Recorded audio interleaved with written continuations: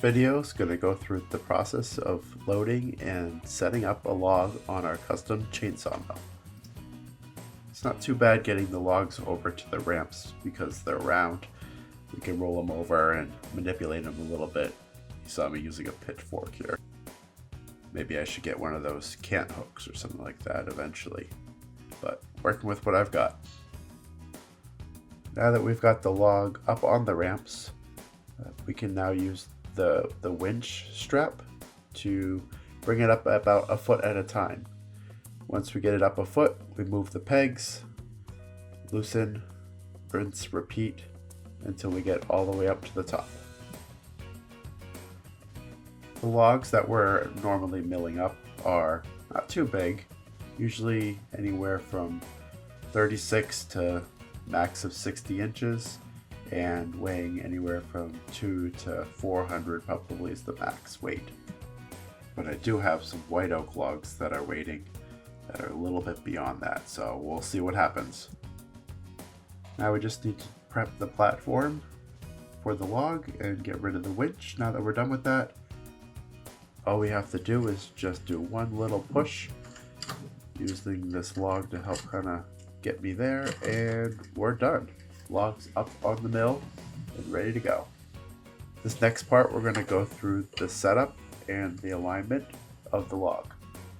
So I'll look down this whole thing here. I'll make sure that there's clearance.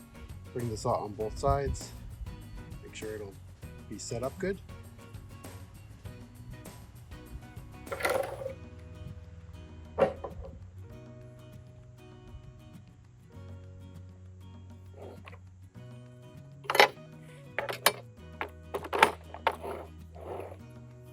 Here, down, looks like it'll be good. All right, now that we've got our log up there, that looks good. In the position we lined it up to make sure the carriage wouldn't hit. Now we're ready to put these brackets on to keep it from moving while we're cutting. This bracket is about 1.5 inches this way and about 2 1/4 this way. So for the first cut, it's fine because I'm trying to get rid of cutting it in half. So I'm going to use this one, which has a little more stability, because this is actually raised up a little bit, so it actually not really get a good hold, maybe like that, but no harm in the first one. I can move it later, especially when I'm going to cut the other part. It's going to be up like this, the flat part. So I'll just throw a couple deck screws once I get it in place.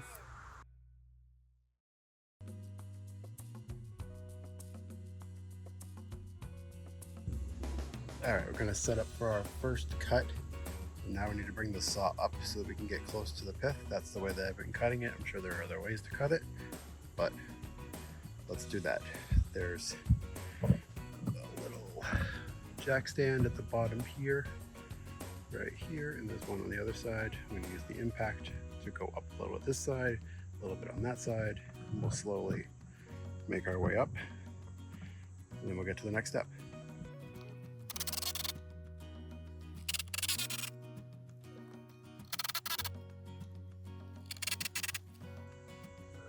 So what we got here? So we got our pith line about here. So we're actually a little bit high. Probably want to have our first cut with some standard chalk here. Probably our first cut around here, roughly. So we got to go up a little bit more.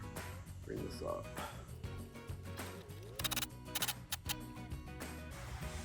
Alright, now we're on the other side.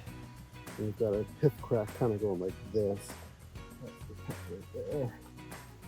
The other one we had right about there is where we want to go. So we've got to go up a little bit on this one. Now only a couple things remain before we get started with cutting. We just lined up here. Definitely remove these. And a really important thing, because these are sitting relatively on the ground, is that there's dirt all over them. So I'll do a thorough cleaning. At this point, these have been sitting for probably 16 months or so, just air drying. I do put anchor seal 2 coats on these right when I cut them, so the ends have held up pretty good. Definitely getting bugs underneath the surface of this, and the bark does come off, but the inside is still held up good. They haven't gotten too deep into that. And then they'll probably air dry over the winter. And then next year, the plan is to get maybe a little dehumidification kiln going. I've been saying that for a couple of years, but didn't have any wood to dry. Now I do. So that'll allow me to get it to workable, and then, you know, hit it with some hot heat to get those bugs dead inside, so I can bring it inside and not just have outdoor projects. So something to look forward to. So I'll spend a few minutes cleaning this up, and then we'll be ready to go. Probably hit it with the blower, just to get the extra stuff that the brush doesn't get. No harm in doing that, and I'll do that each time. Just make sure to preserve this chain as much as possible. Keep it sharp, in addition to sharpening. It's a little trickier with these ones.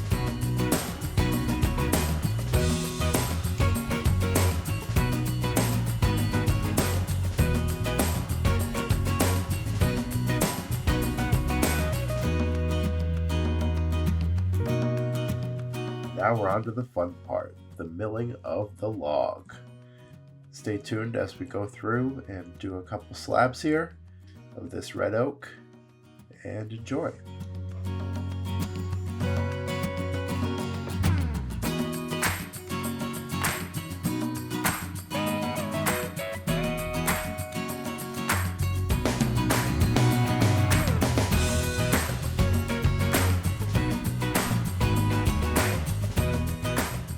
For the next cut, we're going to use these spacer blocks to allow us to set a 2-inch height of that middle pith area that we're trying to cut out.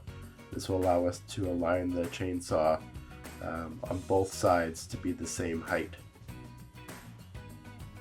I've been finding that using these scrap pieces of wood for spacer blocks has worked out really well. The top one being 1.5 inches and the bottom one being 1/2 inch allows me to cut 1.5 or 2-inch slabs.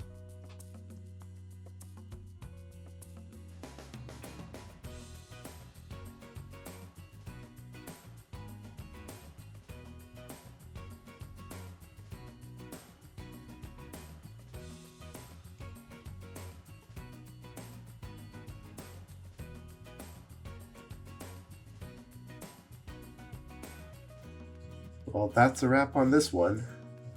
Thanks for sticking around and hope you enjoyed it.